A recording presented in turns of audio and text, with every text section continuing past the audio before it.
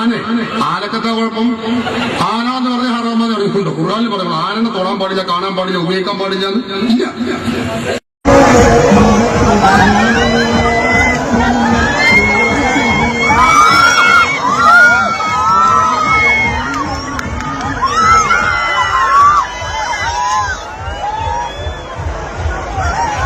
ഇത് മറ്റു മതസ്ഥരുടെ ഷിയാറുകളാണ്. അല്ല, ഷിയാറാണോ അല്ലെങ്കിൽ പിന്നെ ചിന്തിക്കാം. വേറെന്താ ആനല്ലേ പറഞ്ഞു മറ്റു മതസ്ഥരുടെ ഷിയാറൊന്നല്ല.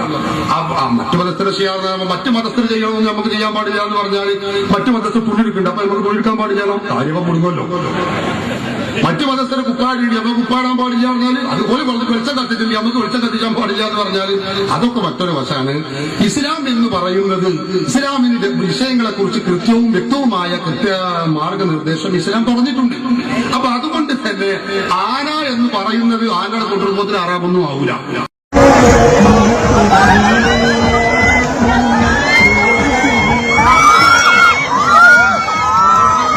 വേറെന്താ മുട്ടൽ ആനക്കത്തെ കുഴപ്പം ആന എന്ന് പറഞ്ഞ ഹറാമെന്ന് അറിയിക്കുന്നുണ്ടോ? ഖുർആനിൽ പറയുന്നത് ആനനെ തൊടാൻ പാടില്ല, കാണാൻ പാടില്ല, ഉപയോഗിക്കാൻ പാടില്ല എന്ന് ഇല്ല.